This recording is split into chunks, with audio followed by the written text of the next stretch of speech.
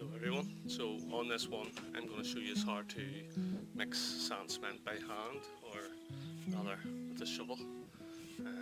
Pretty heavy duty work. You wouldn't want to be doing it all day, but if you had to mix a decent amount of barrel full, this is the way to go about it if you have no mixing tools like a mixer or a mixing jug.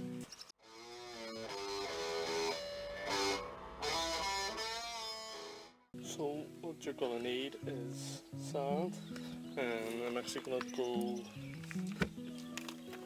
3 to 1, and you're going to need cement. I'm building a wee bit of block up here, so this is building sand. It's fine building sand, and what you're going to need, just going to need a shovel to actually mix it, and possibly a board to just keep the area clean. I could have mixed it on the concrete, but I want to keep it cleanish. And you're going to need a bucket for water as well. You see some water here ready to go. Depending on what you're doing, you might want some alley mixes. I've got a SPR waterproof and bond mixture, and some mortar mix plasticizer. This is a Larson mortar mix. Depending on what you're doing, what you're going to need.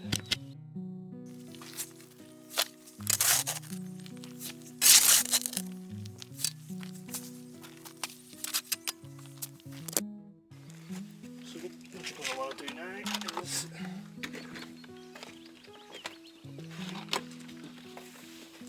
pour out your sand. I'm going 3 to 1 here, so I need all 3 buckets out.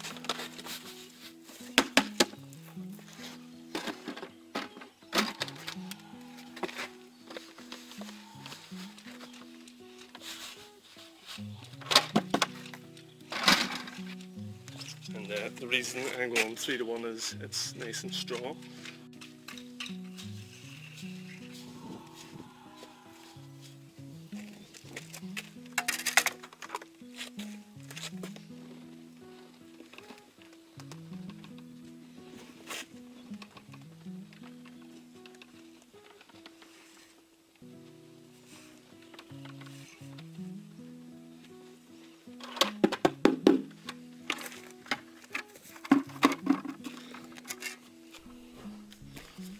So I would always just give it all a wee mix up dry.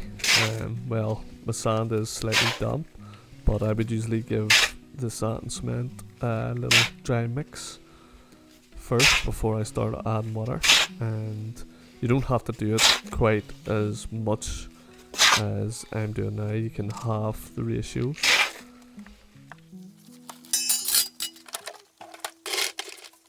So I have sped the video up here, and I will in the future speed up the other repetitive parts, and hopefully that will save your battery on your mobile phone and your data. You might want to double check that you're using the Wi-Fi and not your mobile data.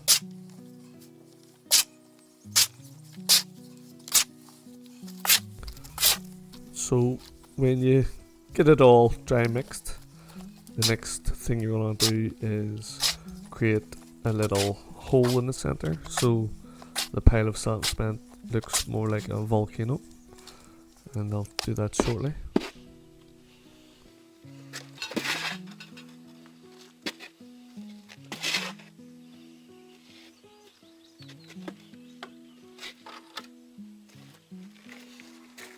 So now it's time to add the water. You want to go take your time, go slowly.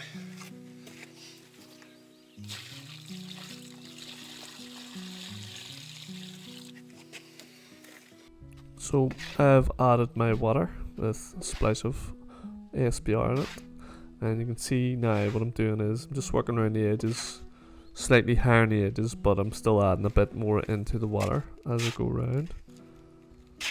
And sooner or later you just give it a good mix through. This is not an easy job, it's difficult and tiring, so big shout out to guys who do mix it regular without a mixer or a mixing jug. But this is definitely the way you want to go about it. Like I said, if you want to just do a bucket and a half to half a bucket of cement. That will get you a 3:1 ratio also. So every time you want to add water, just do the wee volcano routine. Just make a bit of a hole to collect the water so that you can mix it in gradually. And what this will do is it will make sure you won't overmix it and make it too wet, and it's a lot cleaner this way, and it just makes a mess any other way you try to do it.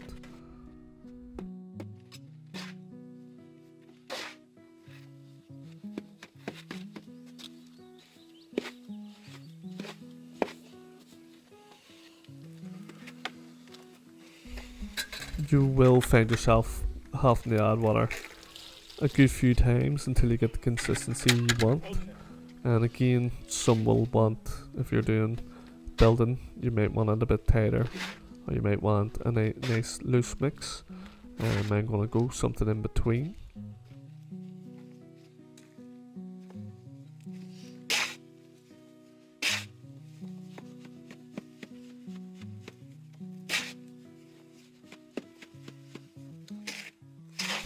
Doing this actually is what made me buy a cement mixer, the orange mixer that you possibly have seen in other videos, and if not, you should maybe go and check them out. I have done jobs obviously when I was a lot younger, a lot fitter as well. I've done plenty of jobs where I had no mixer, maybe was even getting dropped off at the job, maybe didn't have a car at that stage, so having a shovel on the job was a lot easier than having a cement mixer, a lot easier to transport. So what happened was I decided a cement mixer was going to be a lot easier than mixing it by hand.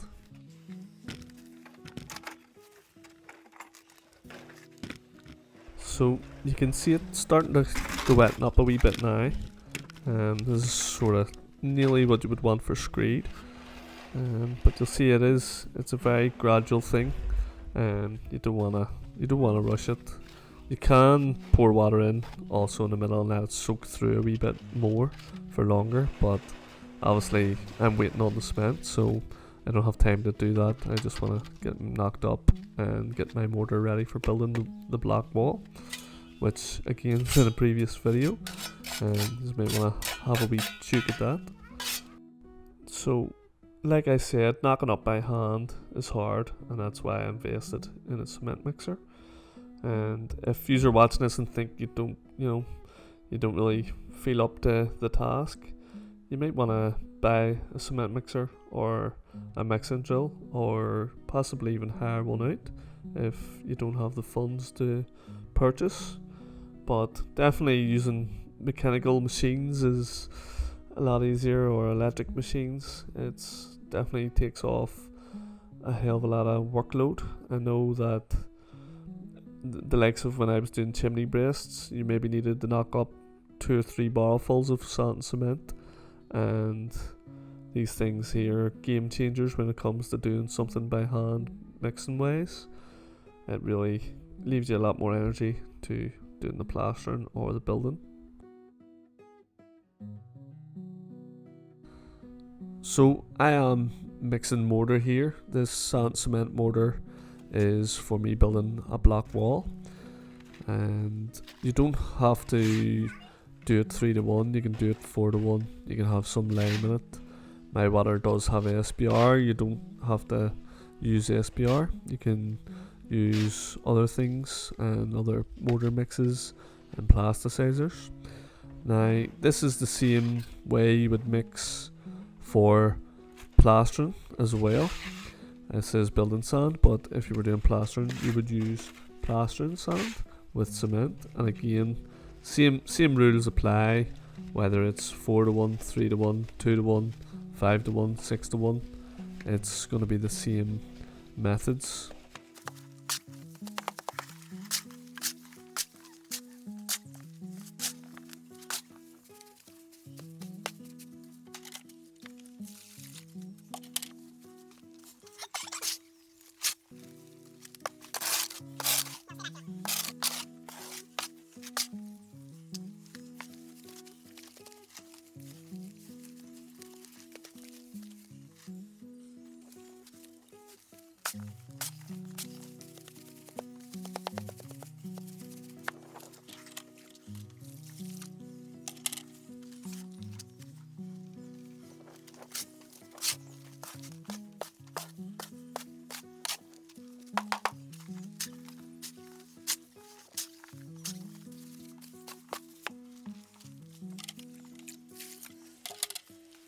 So as you can see, it's really coming together now, and you'll want to make sure and be careful at this stage you really don't over wet it, and if you are worried about over wetting it, just flick some water on with a brush or a sponge so that you're not adding too much water.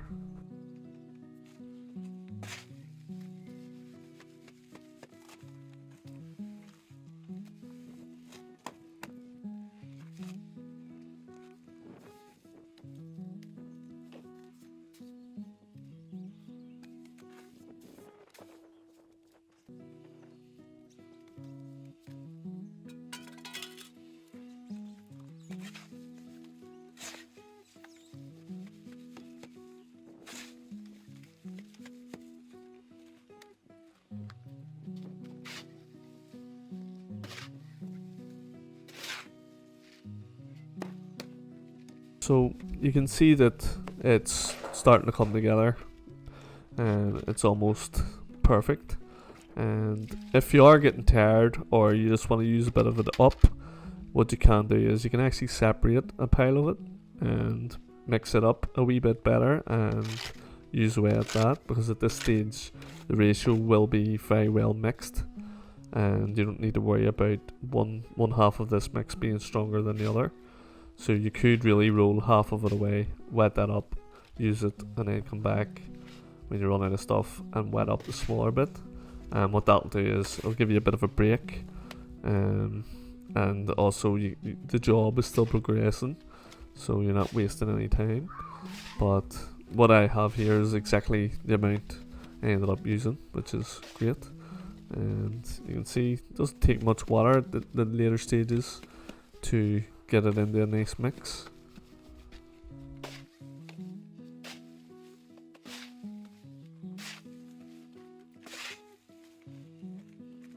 So as you can see, the hard work's paying off and the sand cement mortar is coming in nicely and it's pretty much usable now. Just a couple more turns to be safe, and you can see the way I'm turning it and I'm scissoring it down. That'll just break it up and make sure it's well mixed through and there's no dry lumps in it. The last thing you want to do if you're rendering or you're building is have a big dry lump, and the likes of when you're rendering, it'll just be horrible to straighten, horrible to work with, horrible coming off the hawk, and when you're building it'll not be nice if there's a lump when you go to lay a block or a brick. So you do want it really consistent, and that's the reason for the turning and the cutting through the mortar. That'll just really make it consistent for you. And so just to recap, I've mixed 3:1, 3 sand, 1 cement, and I have SPR, that's why my water's white in my water, but you can just go just pure water, nice cold water, and don't want to use warm water. And so that covers the materials you'll need. Obviously you're going to need a shovel, or if you want to use the same ratios, hire out a mixer or a mixing drill, then same ratios, same thing, only you will be adding your water first and then your materials and wetting it up. You can actually do it dry in the mixer as well and wet it up, but I tend to find it'll stick to the back more that way. So obviously want to just cover some of the safety stuff, and probably should have covered this at the start, but I know the safety bores most people. So you're gonna probably want to have good working boots on, steel toe cap boots possibly, what I'm actually wearing, and you might want to have gloves on, because one, you will get a blister from doing this if you've never done it before, and that's probably why you'll be watching this. So you might want to have some good work gloves on. Secondly, the gloves will protect your hands when you're working with cement from cement burns and dry cement dust. You might want to have a mask, and you might also want to have some gloves on, some goggles on to protect your eyes from any splicing. And this is the mortar done. As you can see, it's practically sticking to the trowel, which is a sign that I'm going to be happy working with it. So I hope this has helped you, give you a wee bit of insight. and, you know, going forward in your projects, that it really does help you.